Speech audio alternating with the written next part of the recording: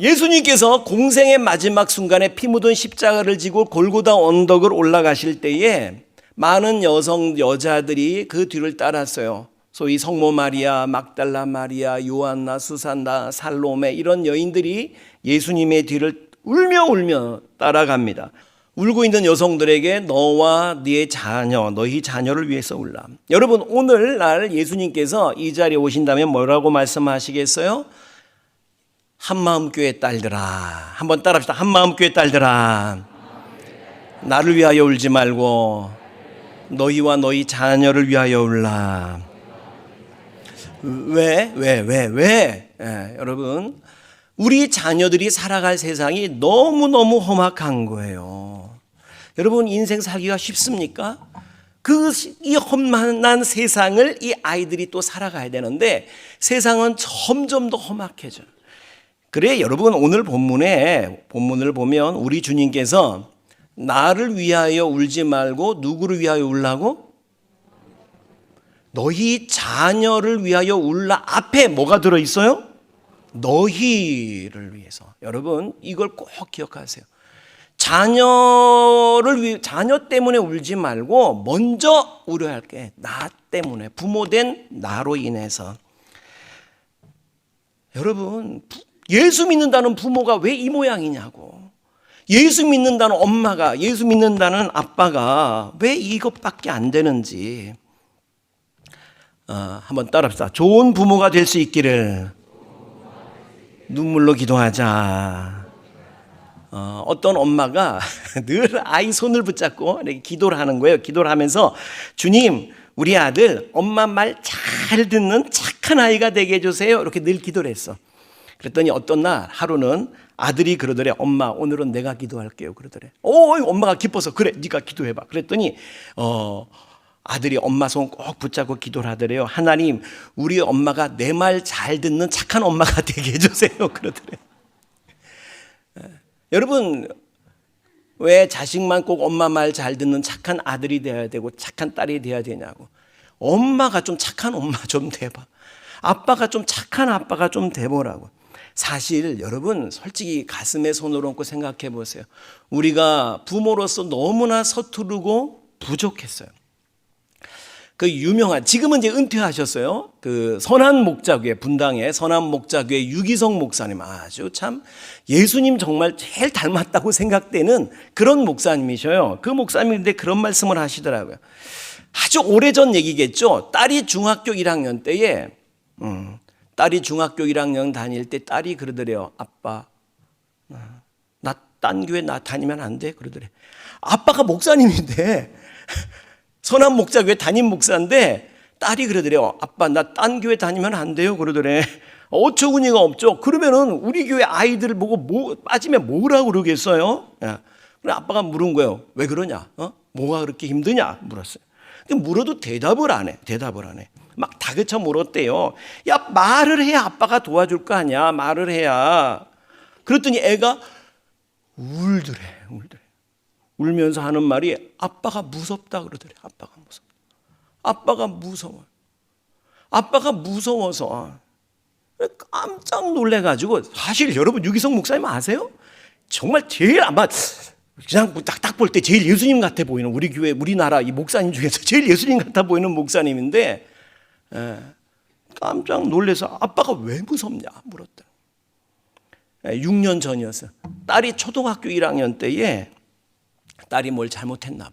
아빠가 버릇을 고쳐놓겠다고 작정하고 회초리를 들었었대. 근데 그때 아빠 표정이 어땠는지 아빠는 몰라. 그렇죠. 자기는 자기 얼굴을 안 보잖아. 모르잖아. 근데 딸은 그 매를 들고 화를 내는 아빠의 모습이 가슴 깊이 무섭게 각인이 된 거예요. 그리고 아빠를 보면 늘 그 모습이 떠오르는 거예요. 그 모습이. 여러분, 상처는 저절로 치료되는 법이 없습니다. 그게 계속 깊어지다가 결국은 하루라도 아빠가 없는 곳에서 예배 드리고 싶은 거예요. 그러니 기가 막히는 일이죠. 그 목사님이, 그래도 유기성 목사님 진짜 훌륭하신 것은 딸 앞에 무릎을 꿇었대요. 딸아, 미안하다. 아빠가 잘못했다. 그랬더니 딸이 아빠 그러지 말라고, 아빠가 무릎을 꿇었으니까 아빠 그러지 말라고 막 그랬는데 아니야. 예. 아빠가 그렇게 해서 너의 상처도 치료하고 그냥 아니라고만 하지 말고 너 아빠도 상처가 치유돼야 되니까 너도 아빠 용서한다고 좀 말해줄 수 없겠니? 그래야 아빠 마음도 풀리겠구나. 딸이 한참을 있다가 아빠 목을 끌어안고 아빠 용서할게요. 그리고 둘이 막 부둥켜 안고 울고, 그리고 관계가 완전히 회복이 됐다. 아이고, 그 얘기 듣고 날 생각해 보니까 저는 우리 애들 앞에서 수십 번도 더 무릎 꿇어야 돼. 난 우리 애들이 고마워. 그래도 딴 교회 간다고 그런 말 안 했어. 그래서 난 너무 고마운 거야. 나는 유기성 목사님만 영 못해. 무릎도 안 꿇었고. 그런데 우리 애들은 유기성 목사님 애보다 헐라 딴 교회 안 간다고 그런 소리 안 했으니까.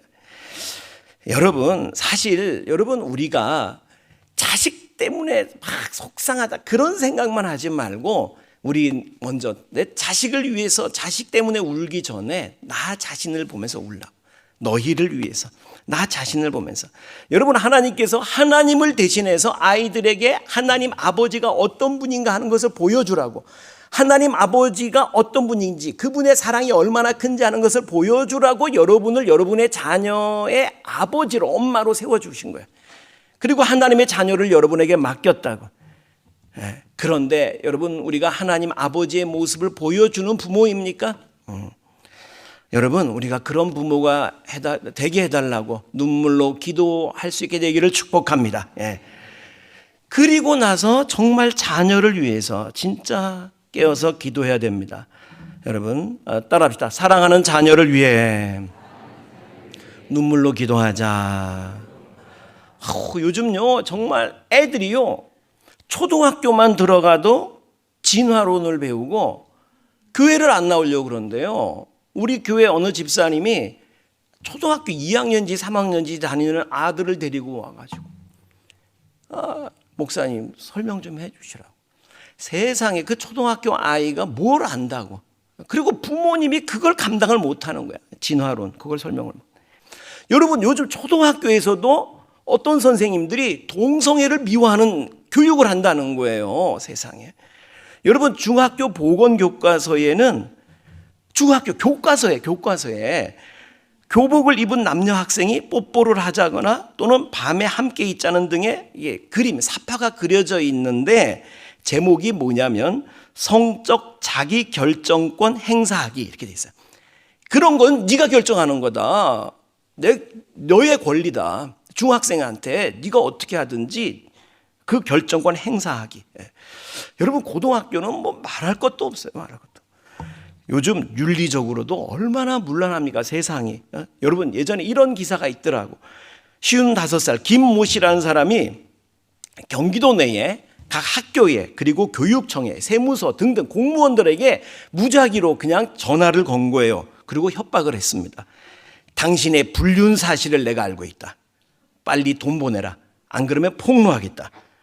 그랬더니 세상에 다 돈 보내더래. 여러분, 돈 벌기 쉬워요. 돈 벌기 쉬워.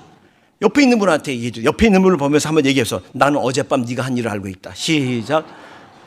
돈 보낸대. 돈 보낸대. 여러분, 다 막 세상에. 그리고 이태원에서 정말 가슴 아픈 참사가 있었습니다만, 여러분, 할로윈데이가 뭔지 아셔요? 할로윈데이?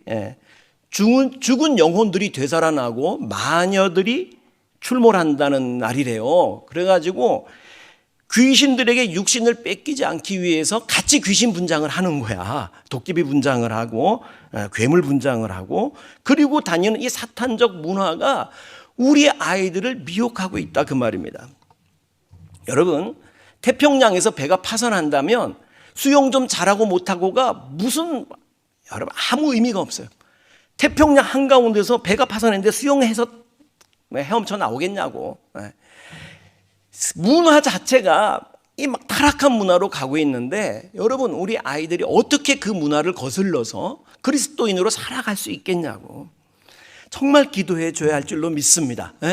여러분, 제가 어렸을 때만 해도 진짜 교회가 기도 많이 했어. 정말로 성도들이. 여러분, 그때는요, 부흥회 하면요, 일주일씩 정말 일주일 내내 새벽에 하고 낮에 아침에 모이고 저녁 때 모이고 막.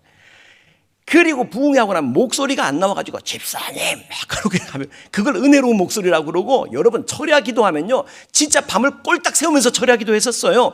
요즘은 9시에서 10시 반이면 끝나. 그러니까 철야 기도라고 말하기 미안해서 심야 기도회 이렇게 이름도 바꿨어요. 여러분 학생들도요, 제가 초등학교 6학년 때 또 중고등학교 다닐 때에 전도사님이 우리를 산기도 데려가서 산기도 가면 전도사님이 나무 뿌리 하나씩 뽑고 내려가자고 기도하면서 나무 뿌리 막 흔들고 기도하면서 뿌리 하나씩 뽑고 가자고. 그때 우리나라의 산에 나무가 별로 없는 다 민둥산이었는데 이 정부 당국자들이 굉장히 고심이 많았을 것 같아요. 이게 다 뽑는다고 그러니까 막. 그 결과가 여러분 우리나라가 아시죠? 한국 동란 이후로 세계에서 끝에서 두 번째로 못 살던 나라였어요. 못 살던 나라. 근데 얼마 전에 여러분 뉴스 보셨습니까? 세상에 우리나라가 세계 영향력 6위 국가로 손꼽히더구만. 6위 국가. 그런 기도가 뒷받침되었기 때문에 오늘이 있는 줄로 믿습니다. 훌륭한 자녀는 훌륭한 부모 밑에서 만들어진다고 하죠. 여러분 자녀들의 앞날을 위해서 눈물의 기도를 드리세요. 어거스틴의 얘기는 아주 유명하죠. 훗날 중세의 성자라고 불리워지는 어거스틴. 이 어거스틴이 본래 공부를 많이 한 사람이었습니다. 수사학을 가르치는 학교 선생님이었고 교회도 잘 다니고 결혼도 했는데 그만 외간 여자한테 눈이 멀어버렸어요. 그래가지고 학교 교사도 그만두고 술 마시고 방탕한 생활을 하면서 결국은 이단에까지 빠집니다. 그 당시 마니교라고 하는 이단이 있었는데 이단에 빠져요. 그렇게 자식이 망가져가는 모습을 보는 그 어머니 모니카입니다. 모니카 심정이 어땠겠어요? 하염없이 울면서 자식을 위해서 기도하는 거예요. 그러니까 이 어거스틴이라는 아들이 엄마가 그냥 맨날 눈물 콧물 흘리면서 그 모습이 싫다고, 꼴 보기 싫다고 이탈리아로 외국으로 도망가 버렸어요. 외국으로. 엄마가 그 아들을 쫓아서 이탈리아까지 따라갑니다. 밀라노까지. 그리고 한 교회에서 기도를 하는 거예요. 눈물로 그날도. 근데 그때는 이제 감독이라는 직분이 있었어요. 암브로시우스 감독, 유명한 분이에요. 암브로시우스 감독이 보니까 모니카가 그냥 눈물 콧물 흘리면서 기도를 하고 있는 거예요. 왜 그렇게 눈물 흘리면서 기도를 하냐 물었어요. 그랬더니 아들 얘기를 쭉 한 거예요. 그때 암브로시우스 감독이 한 얘기가 아주 유명하지요. 걱정하지 마십시오. 눈물의 기도를 드리는 어머니가 있는 아들은 결단코 잘못되지 않습니다. 그 후에 여러분 이 탕자의 삶을 살던 어거스틴의 귀에 그 얘기는 다 못해. 하여튼 하나님의 음성이 들려진 거예요. 강권적으로. 그리고 그냥 그날로 사람이 변화돼 가지고 여러분 중세 성자라고 불리는 사람이 되고, 여러분 몇 되지 않는 천주교회와 개신교회에서 다 같이 존경하는 그런 인물. 여러분 이 사람이 마틴 루터와 존 켈빈 종교개혁자들에게도 엄청난 지대한 영향을 미친 사람입니다. 어머니의 그 눈물의 기도가 응답이 된 거예요. 한번 따라합시다. 기도하는 어머니가 있는 자식은 결코 잘못되지 않습니다. 믿으시기 바랍니다. 그리고 기도하는 어머니 아버지가 되기를 축복합니다. 특별히 인가귀도를 드리세요. 인가귀도. 요즘은 이제 그런 말을 안 쓰죠. 한문 세대가 아니니까. 인가귀도라고 그래요. 이끌 인자요. 가정, 집가자. 가정을 이끌어서 귀도, 도에 돌아오게 한다. 그 말인데, 복음 전도. 그러니까 모든 가족이 다 예수 믿게 되는 것을 말해요. 인가귀도. 한번 따라합시다. 인가귀도를 위해서 기도하자. 여러분, 아기가 처음 태어나면은요, 할 줄 아는 게 아무것도 없어요. 먹고 싸는 것밖에 없어요. 그리고 그냥 옹알이를 하는데, 어쩌다가 이 옹알이를 하다가 얘가 입 벌리다가 맞자리가 탁 튀어나왔어. 그러면 앞에 있던 여자가 까무라치는 거야. 엄마라고 그랬다. 막 그러면서 막 좋아하고 막 박짝박짝 막 뛰고 그래. 그러면 이 아이가 그러는 거야. 야, 이 여자는 내가 엄마 이러면은 까무라치는구나. 뭐 그렇게 좋아하는구나. 그렇다면 내가 그거 못 해줄 거 없지. 그리고 그다음부터 이제 엄마 하는 거야. 막 엄마 하는 거야. 그러다가 엄마 한다는 게 잘못 발음이 나와가지고 빠 이렇게 나와서 빠. 그랬더니 앞에 있던 아저씨가 막 발광을 하는 거야. 막 발광. 아빠라고 그랬다고 막 발광을 하는 거야. 그렇다면 내가 이 아저씨 즐겁게 해주려고 아빠라고도 해주자. 그래가지고 아빠 그러는 거야 또. 그러면 그 모습을 보면서 엄마 아빠가 야 그래 내가 아빠다. 내가 네 엄마다. 난 너를 위해서라면 모든 거 다 해줄 수 있어. 정말 다 해줄 거야. 이런 마음을 갖죠. 가장 좋은 것으로 가장 내가 잘 키워줄 거야. 이런 마음을 갖게 되죠. 여러분, 우리 자녀가 하나님을 향해서 아빠라고, 아빠, 아버지, 하나님을 아버지라고 부르게 되면 여러분, 하나님께서 우리 자녀를 위해서 어떤 행복한, 정말 행복을 위해서라면 모든 좋은 것 베풀어 줄 수 있는 그런 하나님이신 줄로 믿으시기 바랍니다. 우리는 마음은 있어도 해주지 못해, 능력이 부족해서 해주지 못하는 게 많이 있지만 하나님이 우리 자녀를 위해서 해주지 못할 일이 뭐가 있겠어요?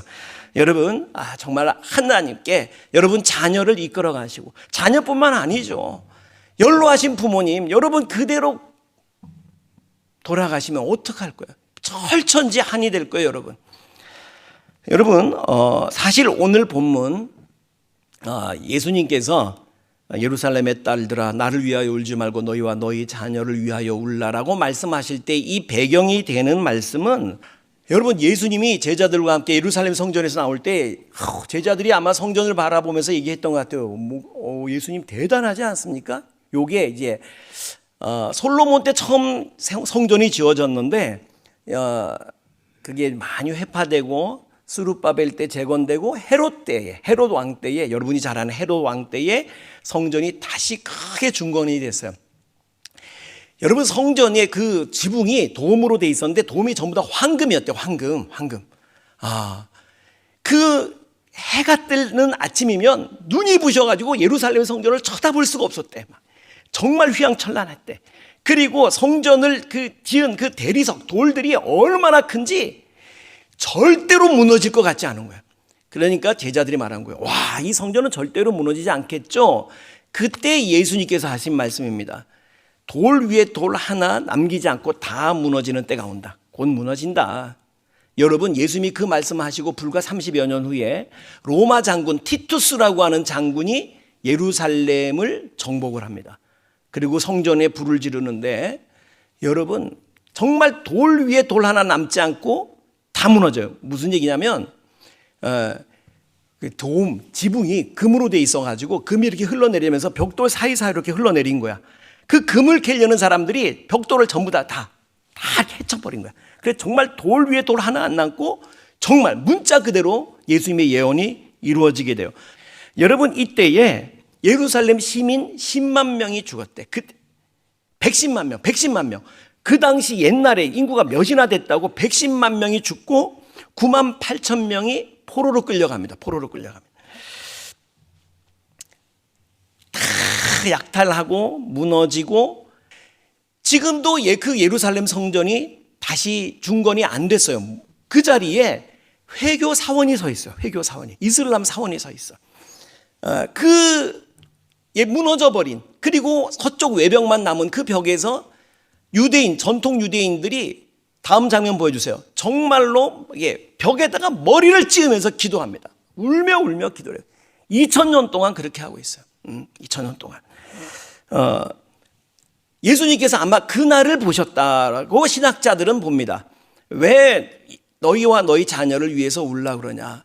불과 30여 년 후에 이 절대로 무너지지 않을 것 같은 예루살렘 성전이 무너지고, 여러분 이 나라가 멸망하는 그날이 올 것을 아시고 너희와 너희 자녀를 위해서 울러라.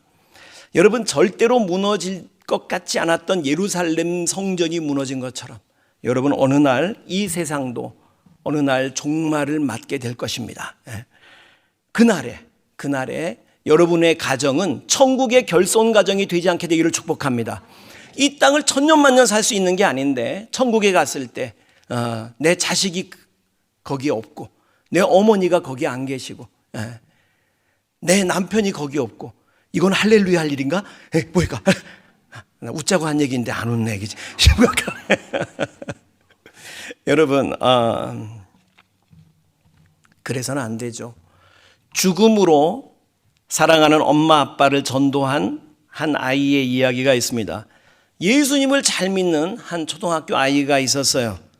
근데 엄마 아빠가 교회를 절대 안 다니는 거예요. 그게 너무 안타까웠어. 엄마 아빠 보고 교회 가자고, 엄마 교회 가요, 아빠 교회 가요. 그래도 졸라도 아빠가는 늘 그러는 거야. 아빠 바빠, 아빠 바빠. 나중에 다음에 한가하면 그래 한번 가보든지. 그러고 마는 거야. 그러던 어느 날 이 아이가 교통사고로 하늘나라 갔어요.